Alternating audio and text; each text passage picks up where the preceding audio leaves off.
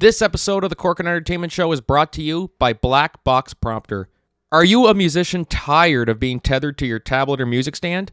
Do you long to connect with your audience on a deeper level, but find yourself constantly glancing down at your lyrics and chords? Then I highly recommend Black Box Prompter, the smart and stealthy lyrics and chords teleprompter designed to liberate musicians from the stage clutter. This innovative device is perfect for bands, hobbyists jamming out in the garage, touring pros rocking arenas, and even houses of worship looking to elevate their services. It discreetly displays your lyrics and chords, allowing you to maintain eye contact with your audience, adding an extra layer of authenticity and connection to your performance.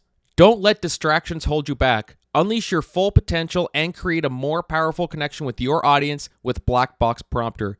Click the link in our episode what's description going on, everybody? and use the Welcome promo code to the Corcoran Entertainment Show. I'm your host, Franky Corcoran. Black Box Prompter, before we start the show smart today, teleprompter built for just want to give musicians a by quick musicians. little thank you to everybody who came out to our first Music Mania tour that was in Campbellton at the Campbellton Centennial Library this past weekend. Thank you all so much. Means the world. And it's just the first of our tour, the first of many shows. We will be back, not this weekend because of Easter, but we will be back the following weekend with a double show. We have on April 26th, we are in Moncton, and April 27th, we are in Dieppe. So more details to come on our social media in the days ahead, so stay tuned for that. And so yeah. It's hope everyone has a good Easter weekend this coming weekend.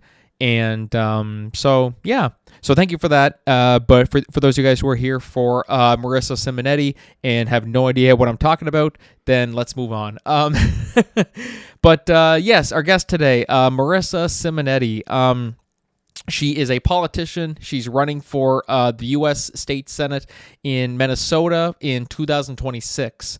And, even though she's in politics, I try not to talk much about politics on the show. I learned she's an entertainment enthusiast. She loves a lot about entertainment, and that's what we're all about. So it was a great conversation. Thank you again, Marissa, for coming on, and we hope that you guys enjoy it. Later in the show, I want to give my thoughts on the Batman 2, the delay of it. It was explained supposedly in some detail by some reports, but we'll discuss that. And the Hawk Tuah girl is making headlines again. Never talked about that on the podcast, but we're going to talk about it today. But anyways, guys, without further ado, just sit back, relax, and enjoy today's podcast.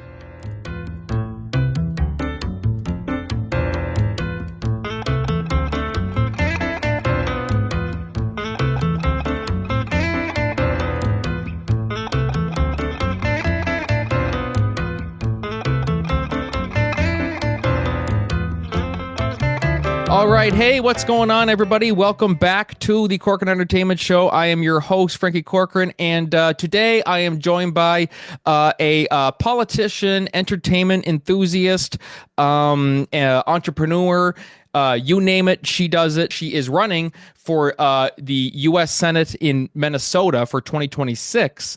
Very, very excited to have her on here. Marisa Simonetti. Marissa, how's it going? Good. Thanks for having me, Franky. Yes, well, I appreciate you coming on. I mean, with the world of politics, and you're also a mom. We were just talking about that as well, too. You have a son as well. How do you kind of find the time for where, of course, politics can be a lot? What's your work-life balance like? Yeah, how does anybody work-life balance anything? I feel I've been incredibly blessed with a lot of supported resources. And when I look around, I ask myself, how does anybody else do it? Who has full-time jobs, who has kids, who have any kind of hobbies or anything like that? Like, how are people surviving these days? That's like art. We always say art. Being an artist is being broke is something like, I mean, like, I wouldn't say necessarily that being an artist is being broke, but finding the time to pursue your passion, pursue something in the arts or anything like that. It's a long road. It can be challenging sometimes, but if you really like it, that's what makes it all worth it. And I suppose politics might be the same with regards to that. How would you describe the journey that you've been on through politics these last few years? So that's actually a really good point. When you feel that the work you're doing is meaningful and are passionate about it, perhaps it feels more like fun than work. And that makes it easier to put in long hours and kind of do everything. And I think being a mother, I really care about the community that we leave and that we're creating for the future. So to me, it feels super meaningful. My background is not politics. I got into the special election in 2024, and that was my first ever jump into things. I found out there was a special election in my particular small pocket that I live in, one of the districts in our county, one of 7. And I didn't know anything about the job, but I just felt like I'm supposed to go and do that. Like, have you ever had that experience where you're like, I'm supposed to go do this, but I'm not totally sure why? Yep, 100%. There's always times you feel something pulling at you. You feel like this is where I'm supposed to be and this is what I'm meant to do, but I just don't know if I have the courage almost. I don't know if I have the courage to step out of my comfort zone, if that makes any sense. Yeah, like what's a situation where you've had the courage, you've stepped up and you've been like, and then you've gone on the adventure. I think maybe one that kind of ties into our whole entertainment thing is, of course, I run a theater company. That's what Corcoran Entertainment is, actually. It's a theater company that I started during COVID. And that was something I always thought about doing. It was something that I thought, how cool would it be to kind of have my own, like I've always been doing community theater and was really, really interested in writing and producing and stuff like that. But I didn't have the confidence. I didn't really have the drive to go for it. And it really wasn't until COVID that I said, this might be, I might be stepping out of my comfort zone a little bit in starting all of this, but this is something that I thought about doing for a long time. Let's just go and see what happens. You know what I mean? Like it was one of those things where it was really, really scary. You're starting this new venture and you don't know what's going to come of it. Are people going to like what I'm doing? Are people not going to like what I'm doing? Is this going to fall flat on its face? Am I going to lose money? All this stuff. Like your mind just starts racing in all these different directions. But here I am, like, what, 4 or 5 years later, and and also starting this podcast as well was another big one where I didn't know, are people going to listen? Are people going to like it? Or are this and that? But you're not going to know until you try it. That's really something that I've learned. Yeah, so I'm curious. 2021, a lot of people, there was a lot of fear, and that was the time that many would have said, this is the time not to do things. You had the opposite reaction. What was it that like pushed you over the edge where you're like, this is the time to make a bold move? I think it was more so just trying to have something to look forward to in because we know that eventually we're going to have to get back out to the world. We're going to have to start living our lives again. So I think it was one of those things where during COVID, you had lots of time to reflect and you look back on like, oh, here's all the plays and stuff that I did in the past and this and that. And so that kind of fueled my creativity. And it was just another burning desire of mine to like, okay, we got to get back to this. And then when I started like writing and I started getting the itch to want to direct and produce, I think just the idea of trying that is what said, okay, that's, that's like you're working towards something. It's almost like the same deal. Like if you're going to, or like university or you're going to law school, it's all going to pay off eventually. And in this case, it was, I'm going to do something with this. But we just got to wait until this pandemic kind of dies down a bit. And so thankfully, that's kind of what got me through it, was to just think about what it was going to look like when the world, I mean, I wouldn't say when the world went back to normal, because I mean, it's still, it's a crazy world we live in. When things calm down, I guess you could say, that's when I decided that, okay, maybe it's time, Yeah, it sounds like what you did was focus on your vision and not your fears for the majority of the time. That's actually a pretty good way to look at it. This is therapy, Yeah. guys. This is what therapy is right here. I'm having all these epiphanies and all this stuff like that. Thank you, Marissa, for making me confess all of this. Well, the reason why I'm asking is I have a degree in psychology, but I feel there is more than ever. We've seen a lot of people feel fear, and I love hearing people share their stories where they chose courage and took the day-to-day steps. Because the more we see people doing that in the world, the more it empowers the rest of us to do the same. And to focus on like the positive, like what could go right, what could things look like. And there's realistic concerns or fears, anytime you do something new, there's going to be bumps and bruises. Like I've had my fair share through doing all of my new things, but you just keep it moving forward, and that's what you did. And now here you are 4 years later. Yes, exactly. And I'm talking to you. I wouldn't have connected with you had I not taken that step. So that's something. Yeah, I was thinking about that. I said, eventually I'm going to talk to Marisa Simonetti, just got to keep working. And then I'm eventually going to book her on a show. And here we are. It took some time, but we finally got here. There's a lot of people who follow the same process. They just want to talk to Marisa Simonetti. Yeah, see, exactly. I should encourage that to everybody. Just work hard, and you'll eventually talk to Marissa Simonetti, and then they're like, "Wait, who's that?" Just look it up. Just look her up. You'll find her. So that's. But it's great. You have something to look forward to. Like you want something to look forward to, and. Every day is drudgery. Maybe Marissa will talk to me in 4 years. Oh man. Well, now I got to set a new goal now. Who am I going to talk to in 4 years from now? You got to set a new goal. Who's it going to be? Okay. Oh, geez. I don't know. Maybe I'll finally book Donald Trump. I don't know. Now that no. would be cool. No. I could never know.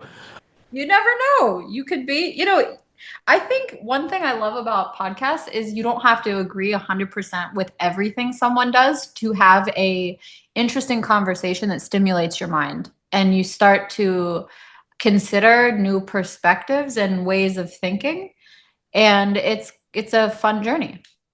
That's very true. And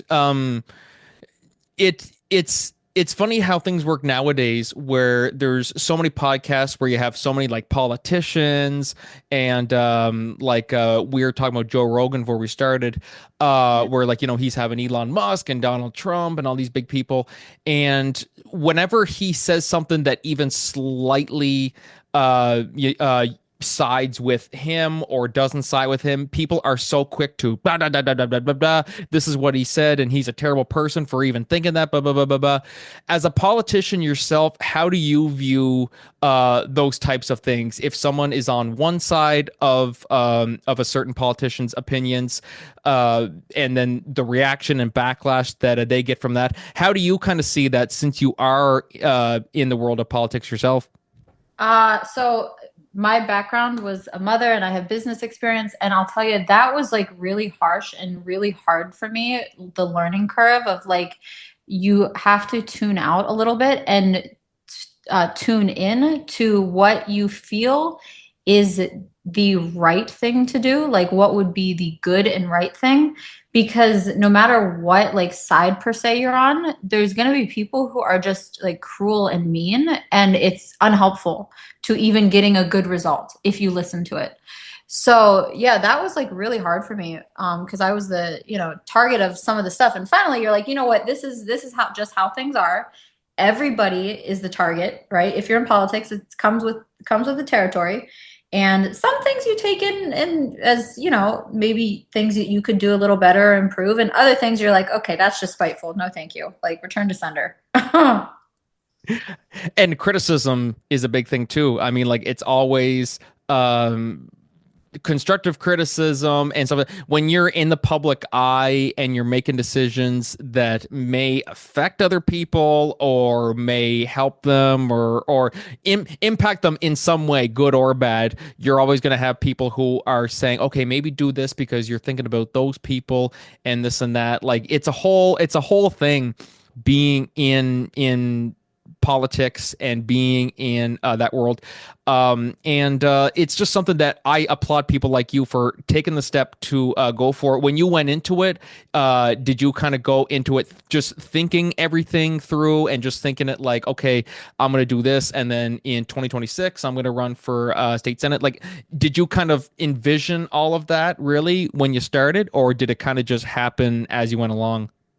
I had no idea the journey that I was going to be on, and I didn't at the time. I didn't even know. I filed for Hennepin County Commissioner in District 6 for the special election, and I didn't even know at the time what the job did. I just knew I was supposed to go this way, and the deadline, I think I filed on March 11th of 2024. The deadline was the 12th. I was one of 6 candidates who jumped in, and so when there's that many, there's a primary. And this yoho, Marisa Simonetti, comes out of nowhere, makes it in top 2 in the primary. I spent less than $750, and I beat someone who spent 71,000. Just speaking from the heart and listening to people and like connecting and coming from a place of like, hey, I'm a mom. I care about like the community for my kid, for my son, for everyone else's kids. And that message really resonated. So in the special election, I wound up only losing by 1,000 votes in the final runoff against someone who was a current state rep, who had brand recognition, who had good data, and a lot of funding. So that was a clue to me that there's something about me that people felt was genuine and real, and they could feel that like my intention was to serve. And it was pure. It's not like you're one of those people who would say, I can't wait to do this and do this and do this, and then nothing ever comes of it. How do you kind of view the whole thing about making promises, saying, if I'm in, I'm going to do this and do that, and then once you're in office, and then having to not make those decisions, because it's not like the person in charge. It's not like Donald Trump or Justin Trudeau here in Canada, or well, he was prime minister anyway. Any decision he made, it wasn't just him solely. It was like, there was other people that he had to go through and this and that. But how do you view like the whole keeping the promises that you made during like the elections and all that? Yeah, so the job that I ran for, Hennepin County Commissioner, they primarily are a financial and administrative job, and I ran on reducing property taxes and also addressing properly responding to crime, because they fund the sheriff's department, county corrections, the justice system. So they do play a role. Um, what I like that you recognize is, as a like lone person who takes a position, when there's 7 people on the board, you perhaps do have a limited you need support, right? You need to be able to work with people. And having a business background, I've found ways to create win-win situations with people where everybody wins and you increase the size of the pie. So there are limitations to things, but the other thing, there in our area, you can file a property tax petition, and to my understanding, I believe that county commissioners would play a role and work with work with people who could get those approved. So I mean, you can't promise the world, but you can set realistic expectations and under promise, over deliver, right? Where you see you can serve, you jump in and do those things. Yeah, be realistic. Don't say, I'm going to end poverty, I'm going to end the wars. And it's like, okay, you kind of got to like, what are you going to do to end all that? You know what I mean? Like it's one of those things where you will try to the best of your ability to get as close to that goal as possible, but it's also expectation versus reality, and you got to kind of be realistic and not be like how some politicians might be, where it's just, I'm going to do this and do that and do that, and I'm going to save the world, and we're going to go to space. I don't know, make all these things up, and then in 5 years when they're in office, they're like, what? I don't remember saying that. Yeah. And yeah, that's that comes with it. And I don't get involved with like Reddit. I don't actively get involved with arguments or debates or anything like that. But how do you what would you say would be like the weirdest ask Reddit thread that you've ever gotten sucked into? The weirdest. They have some funny one. You know, one thing I really think people I see, especially post COVID, and we see evidence through these Ask Reddit threads, is people are looking for a sense of community and connection, and a lot of it has shifted to being online. So people will post questions, concerns, personal problems, and then people will chime in and give advice. And I haven't been on there super recently, but it's really fascinating. You can actually find a lot of helpful suggestions and get a feel for, where people's minds are at with all of that.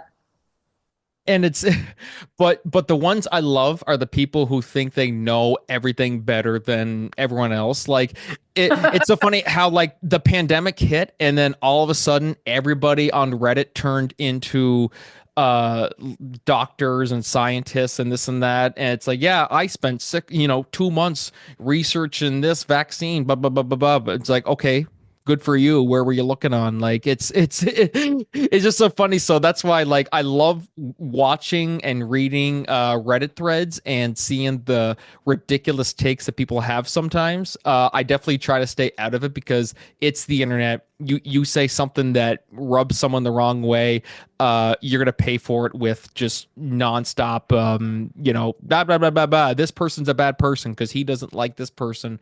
And it's just, you can never win. I mean, like, what would you say in regards to that statement where no matter what you do, you can't win on the internet? I think that's interesting. It ties into how I framing my campaign as more of a positive and entertaining perspective, right?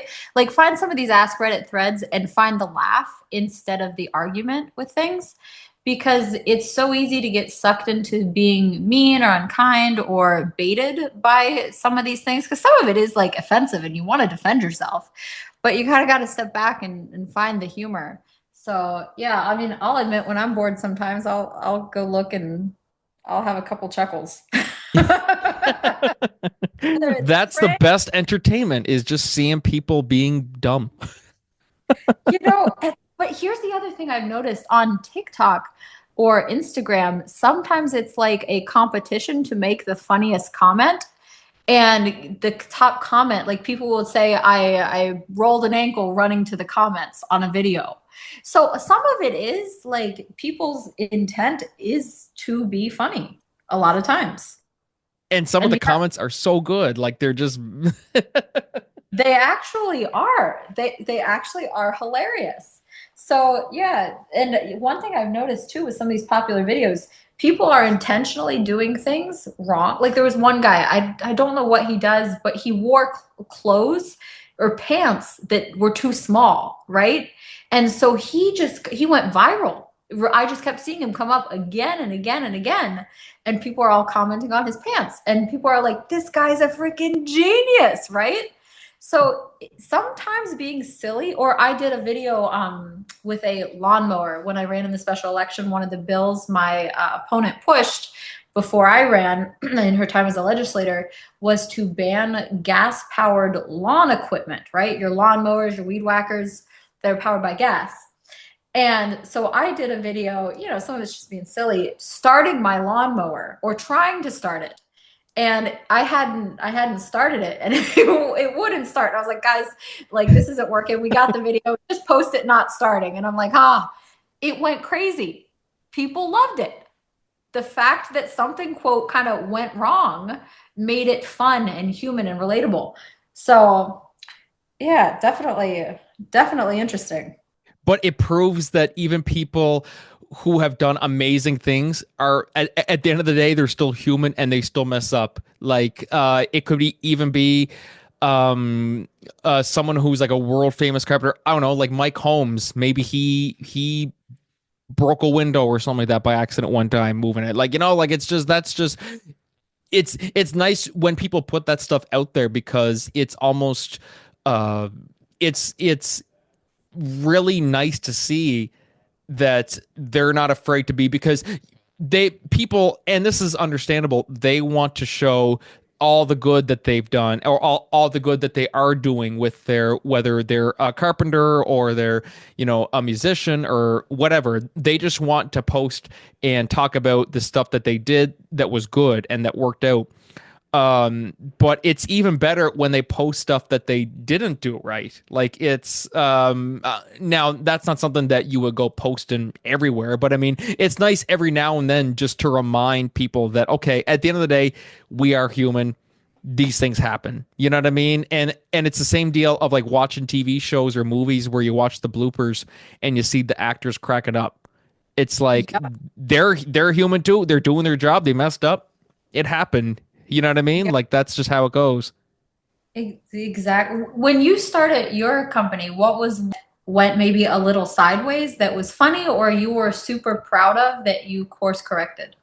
I think there's even like a multitude of like small things along the way that like maybe like the audience wouldn't have known. Like I look at some certain sets that I did for some shows where I compare it to where it is now and I'm like, oh my God, that set looked terrible. Like the door, like there was one set we had no doors on the set. It was just like, make believe, pretend that there's a hallway there or whatever.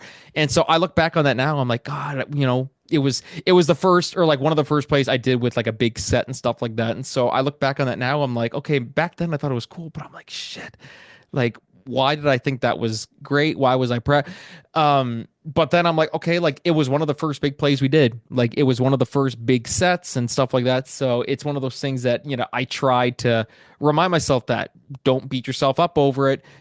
It was your first big set. It was, could it have looked better? Absolutely. It could have, but that's just how you learn. You get better as you go. And, thankfully it's great to have such amazing support systems, with people who have stepped in to help and say like, hey, I can help with this and I can help with the lighting and all this stuff with that. Like, so like, it's really, that stuff right there really has helped in so many ways. And, but yeah, it is nice to look at it and just think like, oh yeah, like when you look on it, see how it turned out, you kind of just think, oh God, I should have done better with that, but that's just how it is. I'm like that with almost everything I do. I'm like, I could have done a much better job with it. I forget who said something. I like studying how Silicon Valley releases products, and they talk about a concept called MVP, and it's minimum viable product. And they say if your first iteration does not embarrass you a little bit, you started too late. Because so much of a product that's created is you do rapid iterations in real time, in real response to market feedback, whether it's what people say or your own observations. And people learn through doing so much more than just thinking. And like many times I've had an idea in my head of like, this is a great idea. And then you try something in the real world and it could use a little bit of tweaking. So it's a sign that you're someone who's like growing and consistently improving over time. And like, that's that's the type of person you are. That's your character. And that's a great indicator because some people never, right, make those improvements. Well, even like an actor too, like an actor would go through that. That first movie I did, or that first play I did, I didn't give it my all because it was my first. Yes, I was nervous, but could I have done better? Oh, of course I could have done better. Yeah. But it's good for people like aspiring actors to look at that, or anybody who wants to pursue whatever field it is, construction worker or a mechanic or anything. Yes, if the person that you're shadowing, if they can make as few mistakes as they possibly can, the better. But sometimes things happen. Sometimes something might break that you didn't plan for it to happen. A great saying is it's kind of like having a lawyer. Yeah, you hope you never need a lawyer, but it wouldn't hurt to have one. Or it's like you learn how to do CPR. You hope you never have to use CPR, but sometimes it happens, like it's just, and so that's just something that is unpredictable with life. And that's it can be exciting, but it can also have its downsides, if that makes any sense. It really reminds me of the man in the arena speech. Like, and so when you're out doing things, you're going to be, if you're like putting yourself in uncertain territory, you're going to be making mistakes. It just comes with things. And just to remember, this is what I remind myself. Like, just keep moving forward. Don't pay attention to anybody who's mean. Just keep trying to improve yourself time and time again. And because people who are expending energy to be mean or unkind, they're probably not improving. And I'm not the same person that I was a year ago or 6 months ago because like you tune those things out and you focus on, just like you did, your vision of what you want to create. Yep, and that's all it comes down to at the end of the day.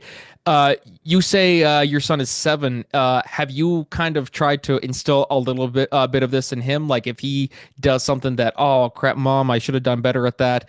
You kind of say like, hey, you're just starting out. Like how do you kind of deal with that with him, if at all?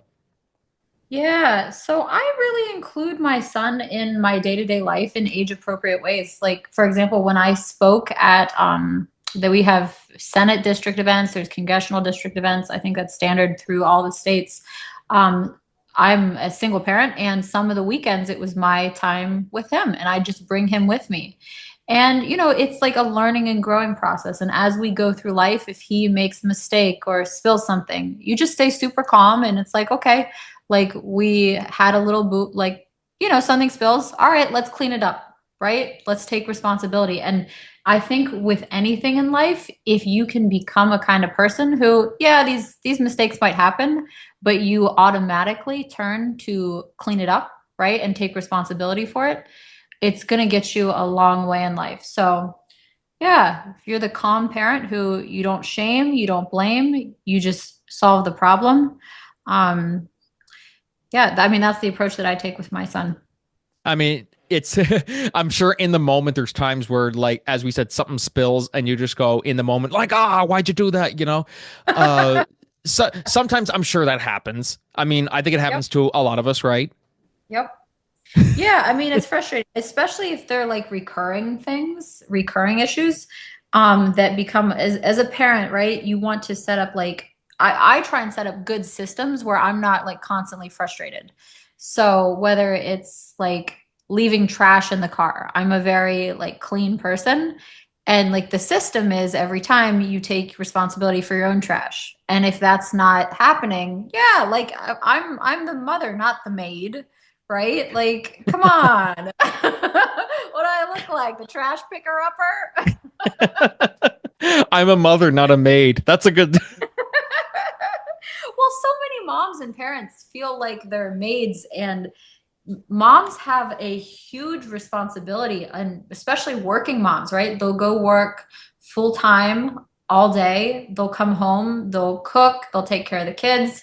Many also do much of the cleaning, and then they're expected to like keep up their appearance, look good, go to the gym. I mean, it's kind of an impossible task.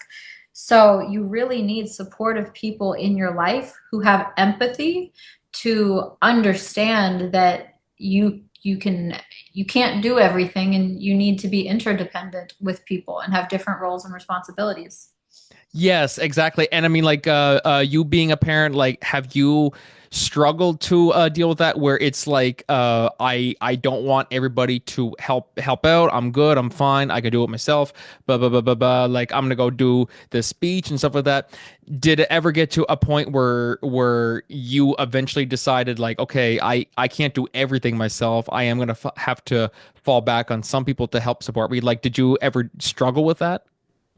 I have always had people who step up and are kind to me, but there were definitely times. I remember one weekend I spoke at 3 events and my son was with me. And I came home, I took my dress off. When you put in your comfy clothes that are like the oversized t-shirt, Yeah. and I sat in Or the bed and I hoodie and sweatpants. yes, the hoodie and sweatpants. And I sat in bed and I cried because I was so tired. And since then, that's just like when you get to that overly expended state. Like I have someone now clean my house every 2 weeks, and I've adjusted like my cooking where I like meal prep ahead of time. So, I mean, it's impossible to do everything. It's a setup for burnout. And anytime I start getting close to that stressed out limit, like that there like the warning bells go off in my head now. It's like, okay, there's something that I have to do a little give and take here. Yeah, like something's got to give. I can't do it all myself. In a way, I think being stubborn can be good, and not wanting to ask for like that can definitely have its okay. I admire that. But then there's also the side of like we're here, like I can help you. What do you need? Yeah. I do deal with that sometimes with where someone tells me to oh, it's fine, just ask for help to move that. I'm like, ah, it's fine, I got it. And that's probably why I my back hurts sometimes. Uh, Oh. So you're super independent then. I'm kind of like I mean, like I got a great support system. I got lots of family and friends and stuff like that. But then Yeah. there's always that time where sometimes I feel guilty about I always have my dad come with me to help set my put my play sets up and stuff like that. And there's sometimes I'm like, oh God, like sometimes I feel bad, like I don't want to have to keep on, you know, going to him for that. And he's like, no, like that's why you can't do that yourself, like putting up those walls and all that stuff like that, like that's a lot of work. So there's always that part of me. I think that might be a good thing, maybe, that it's I don't want to bother people and stuff like that. Or maybe that's just the Canadian in me, where I don't know, I could break my leg and drive myself to the hospital because I didn't want to bother the paramedics. Like I could Oh no. that didn't happen, but that's something we as Canadians would do. As a Canadian culture, that's just like a standardized thing. That's what we are, yeah. And people say, "Oh, that's stereotype." No, we're like that. We are nice. There are some arseholes here, but I mean, it's that's just you get Huh. you get the best of both worlds, I guess you could say, in being Canadian. How do you view us as Canadians? Like, do you believe everything that you see on TV with the stereotypes and all that stuff like that, or? I had one girlfriend she was in Vancouver, and her and I for a couple of years voice messaged almost every day. And from her experience, it was just like a great and beautiful place. I know there's a lot kind of going on between Canada and the United States right now, and but I think like we have a lot in common. And my experience, I visited Montreal one time. It was just nice people, very helpful. See, it's good. That's perfect. Yeah. Like, and as I said, people say that might be an exaggeration, but it's we have our moments. I think everybody has their moments where they have a bad day, and everyone has a bad day at the office. Don't tell me bad days don't exist. Everybody gets them. I mean, you must have bad days, right? Like you're a very, very sweet person, but I'm sure you must have a day where you're like, oh God, I just don't want to deal with anybody. Do you must get that, do you? 100%. I'm Yeah. an introvert. And so when I'm in a creative phase of getting projects done, people would describe me as antisocial and prickly because all I want to do is have alone time to sit and think and like problem solve. So, yeah, I mean, and the other problem that people have with me is I have like super high standards. And it's like either we're going to do it the best or we're not going to do it at all. And if you're not with the program, like move There's the along. door. Yeah, get out of the way for someone who will. And some people find that very frustrating about me because I'm direct and I will say, hey, here's the reality. We're either meeting expectation or we're not. We're not going to sugarcoat it. And they say if you want to always be liked, sell ice cream, don't be a leader. And I am not overly concerned about people liking me. I am concerned about making things better and doing my best to do the right thing. And sometimes that's hard. Like my son doesn't always appreciate it, but you got to try and do the right thing.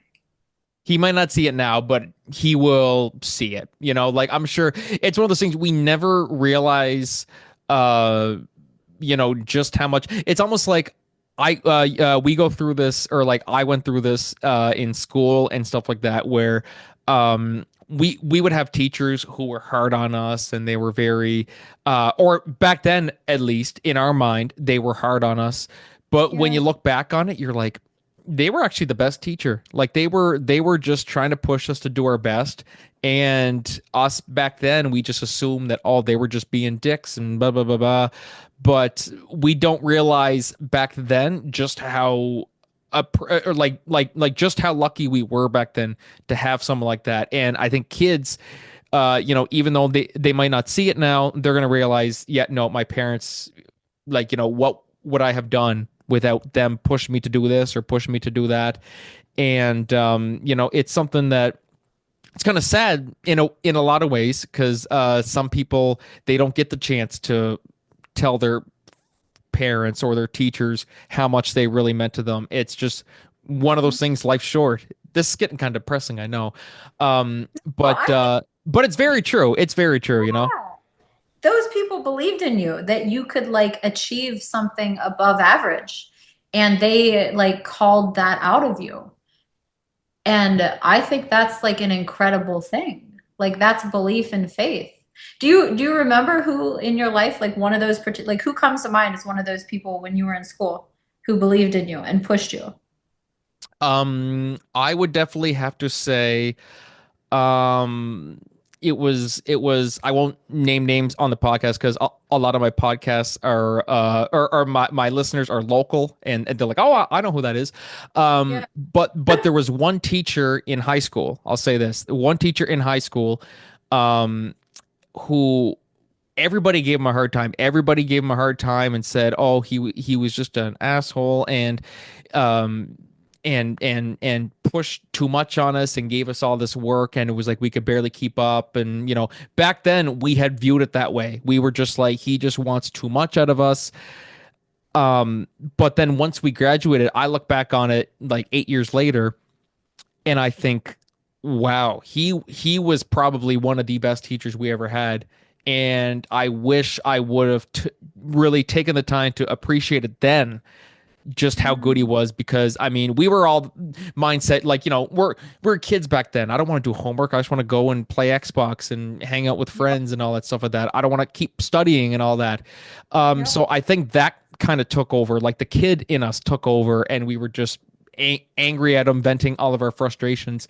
But and that's what kids do. We do that. Yep. I'm 25 now. I'm not a kid anymore, but I said we. I'm like, I'm not a kid. Come on, you're only 25. Oh, I feel. I mean, I'm not in high school anymore. I'm not a teenager. Nothing like that. Kid at heart. You're only 25, and 4 years ago you started your company. Yeah, So I did. young. Yeah, it's a lot. It's a lot to, I tend, I'm humble, I guess you could say. I'm real humble in that regard, where I never like to I know so many people in my life who are like, I did this and I did that, blah, blah. But they would bring it up at the most random times. Like, oh, like you could be changing a tire. Well, this reminds me of a movie I did with Tom Selleck or something like that. It's like, the fuck does this have to do with anything? Like, or it's not like, it'd be like, I don't know, you're fixing, or you're fixing someone's sink or something like that, and you're like, well, this reminds me of a time in politics when I did this, and they're like, Marissa, what the fuck does that have to do with anything? Like, Yep. you wouldn't do that though. You seem real humble as well. Some people think I'm humble. Some people think I'm cocky. It depends who you talk to. I'm very good at, I don't know. With me, it depends who you talk to. And I have a strong personality, so people either really like me or they don't. And, that's that. So I'm glad you're feeling positively towards me. I feel very positively. Like you're making me think about everything. Like it's like this is, you said you have a degree in psychology. Is that what you have? I do, yeah. Yeah. And I just got you pretty much slapped me in the face with it. And I'm like, I am learning so much about myself through this interview. This feels really, really nice. Well, same. Yeah, this has been really fun. This is so good. Yeah. And it's it's one of those things where like as people we never really realize what we have until it's gone, and that's something that like, do you have, like, through your journey in politics and stuff like that, do you kind of have that same situation where you look back on a certain person who was maybe you thought was talking down on you, but you realize, oh crap, like I might not be where I am without them? Is there one that comes to mind for you? Through politics, I think the people that I allow to give me direct feedback, I definitely in the last 6 months, I've had people speak into my life about things that I could do better, and I've listened because they delivered it with grace. And there is one conversation in particular, I won't speak on the topic, but for 2 days I was really upset about what this person had to say and really wrestled with. I was like, I can either go one of two ways here. And I was mad. I was like, this is not fair at all to have this standard boundary expectation on me. And ultimately, like, I rose to the occasion, and I look now at where my life has pivoted to in this particular area. And I know that I made the right choice, and I wonder why I didn't do it sooner. So I think when people say things kindly and with grace, it's oftentimes easier to hear it. Yeah.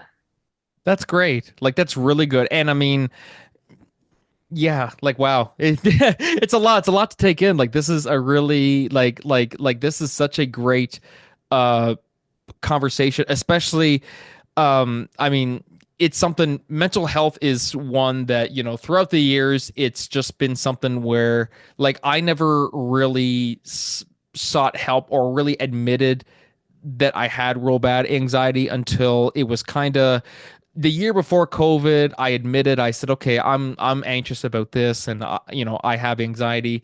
And then it wasn't until COVID that I was like, I gotta do something to really make it better, because I just said things like I can't keep living life going on thinking about this and that, and like, you know, like all these feelings and anxiety attacks and panic attacks. And really wasn't until COVID, like, we're saying all the good things that came out of COVID was I started my own venture, and I got help. I haven't had a drink it's actually 5 years in July. I've been sober for 5 years in July. Wasn't an alcoholic. Like, I say I'm sober and people think I was an alcoholic. It's nothing like that at all. I'm doing the math here, and you were 20. Yeah. Is the legal drinking age in Canada 18? It's 19.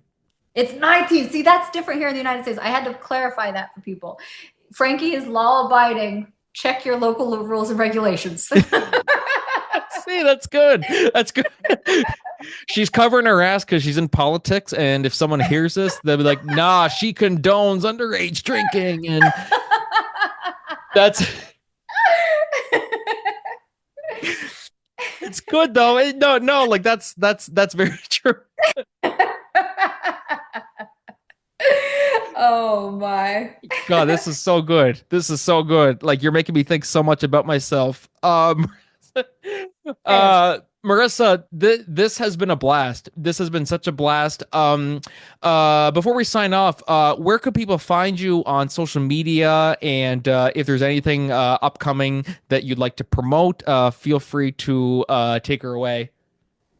So I will be on the ballot in 2026 for U.S. Senate in Minnesota. But in the meantime, on social media, you just look up my name, Marisa Simonetti, 1R, 1S. And I post positive and fun things, more so than direct political. So anyone who wants to join me on a positive, fun adventure, that they're welcome to join me online. I can't vote there, but she's got my vote. Oh, you're so sweet. Oh, man. Marissa, thank you so much for taking the time to come on today. And we should definitely do this again, because, as I said, you're making me learn so much more about myself that I didn't realize. And thank you. We need more people like you in this world. So thank you again for coming on. Well, same for you. Thank you, Franky. My pleasure. So, guys, we're going to take a short break. We'll be right back. But until then, this is Franky and Marisa Simonetti signing off. See you, Melissa.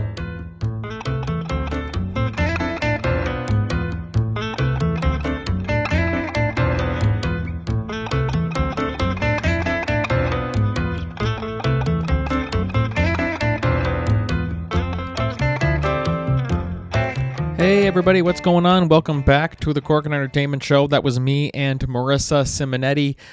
Thank you, Marissa, for coming on. Great conversation, and definitely be sure, guys, to follow her on social media and all that stuff. So let's move on to our first solo discussion topic today, and that's going to be with regards to the Batman. The Batman 2. We've been waiting for the Batman 2 for a while now. I think I did. I'm trying to think whenabouts I did this. I think it was January-ish, something like that, when I did this topic and was talking about, do we think that the Batman 2's delay is going to hurt the future of the franchise? Because they're talking about getting multiple films in this series. But at the rate that it's going, and with all these delays, it was like the Batman 2, or sorry, the first Batman with Robert Pattinson by Matt Reeves, that came out in 2022. And Batman 2 was supposed to be released in October 2025. So October 2025, that will be coming up this October. Obviously, that's not happening now. And so now it is coming in 2027. It was then coming in 2026. Now it's coming in 2027. So a lot of the problems it was Matt Reeves. From what I hear, he is slower when it comes to writing and stuff like that, which, don't get me wrong, I really, really think that's a good thing to a certain extent, because you want these movies to be perfect. You don't want certain things to, just because you're on a deadline, you don't want to rush it and stuff like that, which I completely get that. That's understandable. The Batman one was awesome. And I think Matt Reeves did a spectacular job, and I don't want them to rush it. I really, really don't. But now that we're seeing this right here, we're getting some more reports. Now, these are reports. We don't know 100% for sure if it is legit, if this is what is going on. But it appears to be that the reason why Matt Reeves is taking so long with the Batman 2 is due to his health. This article here is from IMDb News. The Batman 2 has been in the pipeline for a long time, with the first installment releasing almost 3 years ago, which is wild to think about. Directed by Matt Reeves and starring Robert Pattinson in the lead role, a sequel was announced shortly after the first film emerged as a critical and commercial success. However, roadblocks continue to emerge in the sequel's path. Pattinson's recent rumored casting in Dune 3 is seen as another potential hurdle for his return in Batman 2, which has already been delayed multiple times and still seems years away. Speaking of which, Robert Pattinson being cast in Dune 3, I don't see that affecting Batman 2. I mean, actors can work on multiple different projects throughout the years. I don't see that as a hurdle. I mean, they straight up here say a potential hurdle. Yes, maybe it could, but I don't see it. Despite the recent casting revelation, fans must not blame Pattinson, as the real reason behind the delays appear to be something else. On social media, reports suggested that Reeves was the reason for the sequel progressing at a snail's pace, and here's the news that might break the hearts of some fans. And then they go part 2. The actual interview came from Fandom Wire. Basically, the Batman 2 was formally announced at CinemaCon in 2022, and then they're talking about rewrites, stuff like that. In the future, on X, or on Twitter, or whatever, user Reeves Batverse stated the sequel's multiple delays resulted from Matt Reeves' personal issues, but did not shed further light on the matter. In the future, after the film comes out, if Reeves himself ever makes it public on what was going on then so many of y'all are going to look stupid and insensitive. As the tweet suggests, Reeves' personal issues, which the director has preferred to keep private, resulted in the film taking so long to finalize the script. Reeves is co-writer on the sequel. Mattson Tomlin also liked the tweet, thereby corroborating the report.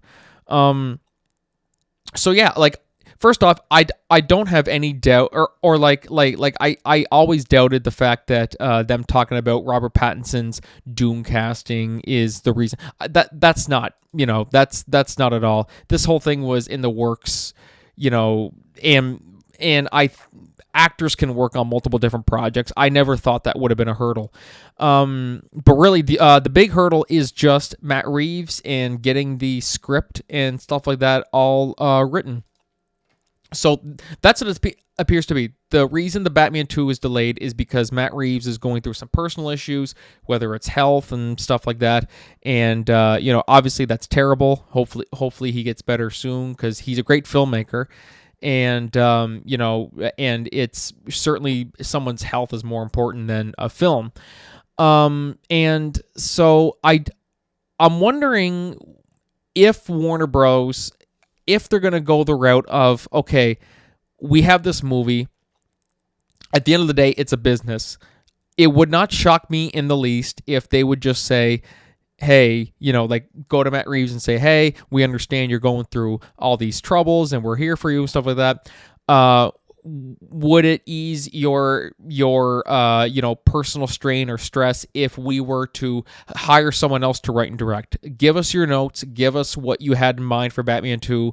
We can maybe, collaborate a little bit here and there, like whatever. I think that might be the more likely option because the thing I mentioned is that Robert Pattinson, he's still young. He's 30s, almost 40, probably something like that.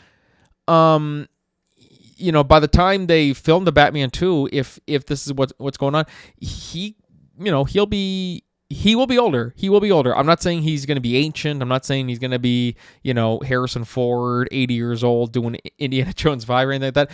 But, I think to a certain extent the clock is ticking and they want to get the Batman 2 done. And also because money, it's a huge financial, it's a lot of money. It's a lot of money that'll come their way. The first one did very, very good. It didn't quite hit $1 billion. It just got under $1 billion, which is still any movie would kill for that. And I think, especially for this one, there would be so many directors. As amazing as Matt Reeves did on the Batman, I think he did a spectacular job. I do think that to a certain extent, the character of Batman is bigger than Matt Reeves. I think there could be other directors who could step in. Maybe Matt Reeves could even pick somebody himself, just say, hey, I'm, sick. I've been having these health troubles, whether it's health or personal, whatever. And, but I love to refer you to somebody.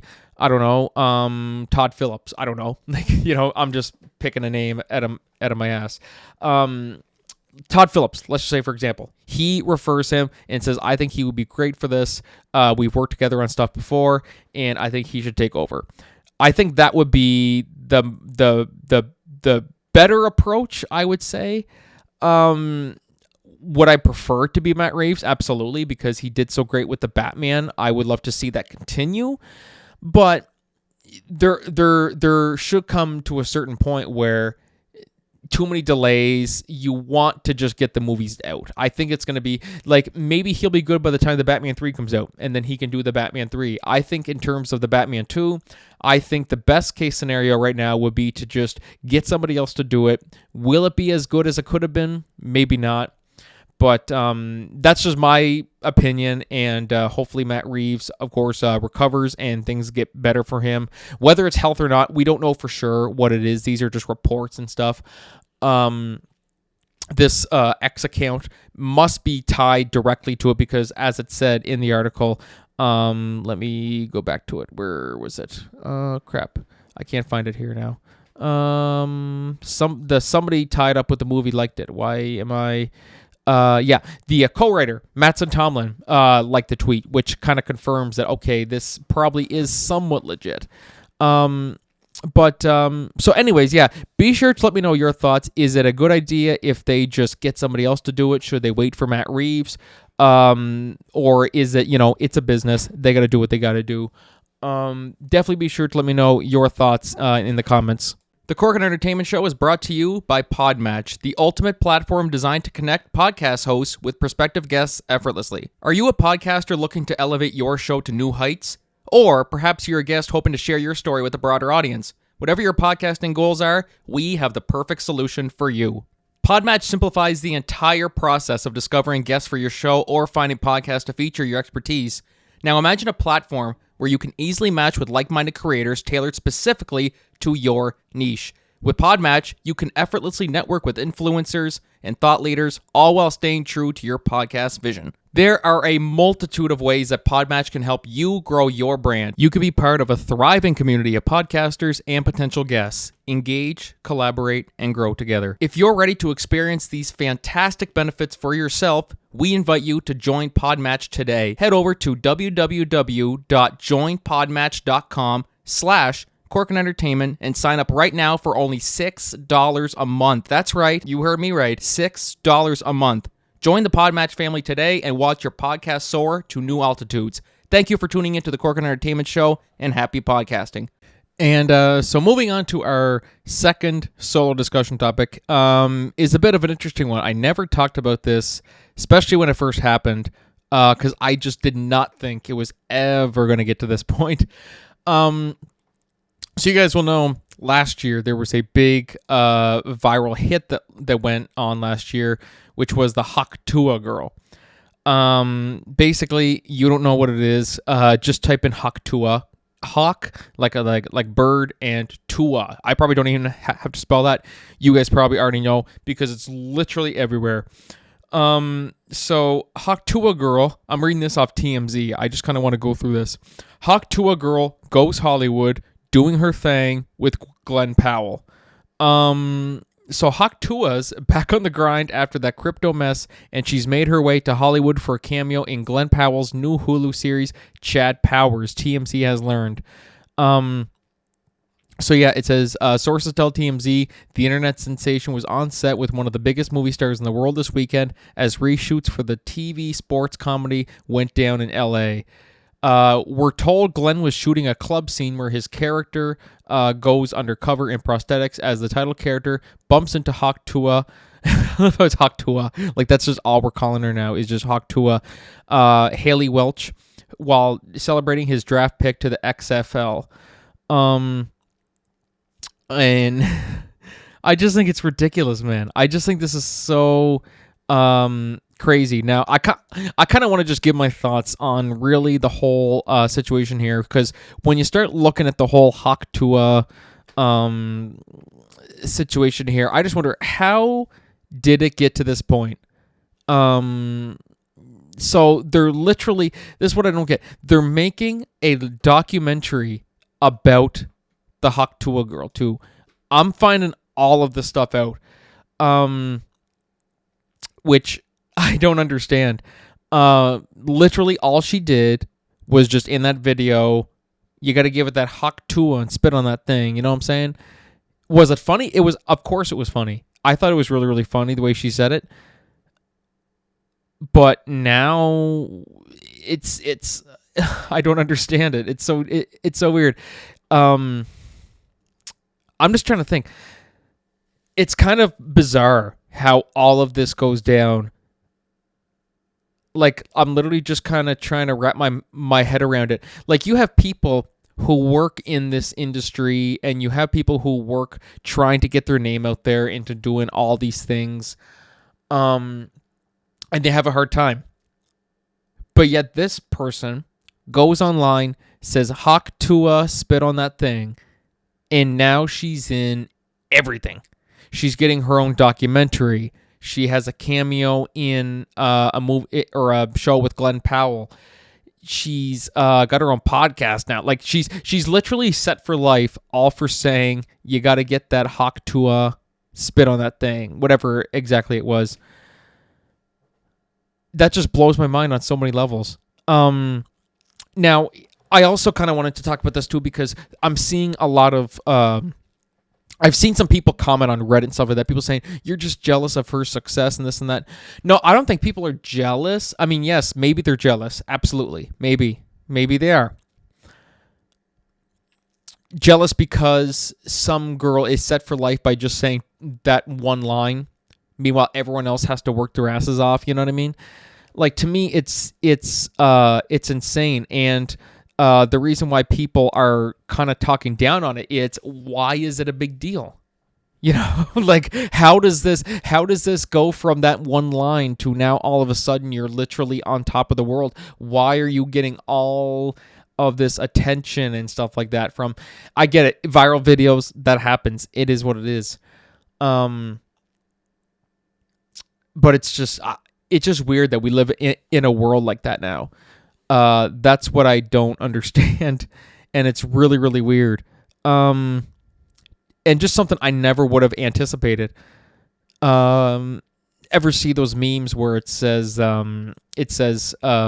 aliens will probably come visit the world or visit Earth in 2025, and meanwhile 2025, this is what we're doing. We're losing our minds over a girl who just said Hawk Tuah. Like, what does that mean? And the controversy that came from the or not controversy, but the debates that were going on Reddit of people saying, "Oh, come on, she worked hard for her success." What did she work hard for? Really? Like, come on, tell me, what did she work hard for? This is almost more like a rant. But what did she work hard for in this business? Like, all she did, as I said, was just say that one line, and she's set for life. And it's weird how people work that way. When they say that people are jealous and this and that. Maybe I'm jealous. I don't know. Maybe I am. It's just kind of interesting how all of this goes down. And I had to go on. I'm really curious. How does this happen? I'm just, that's kind of a discussion topic. I didn't really have any notes or anything planned for this. But I kind of wanted to just give my thoughts. Not vent a bit, but I'm kind of just curious, like how does this happen? That's really all I'm wondering. You can say it's negative, whatever, this and that. I'm kind of just giving my thoughts. I'm kind of just rambling at this point about it. But anyways, be sure to let me know your thoughts on the Hawk Tuah girl and her major success that she worked so hard to earn. So yeah, that's going to do it for the show today, guys. I want to thank my guest, Marisa Simonetti. And thank you guys for listening to the show today. If you liked it, give us a nice little review, rating, all that good stuff. And definitely be sure to catch us for our next show in Moncton and Dieppe on April 26th. April 26th in Moncton and April 27th in Dieppe. More details to come on social media in the next couple days. Thank you very much, guys, for listening. We will see you all next time. Until then, this is Franky signing off. Have a great week, everybody.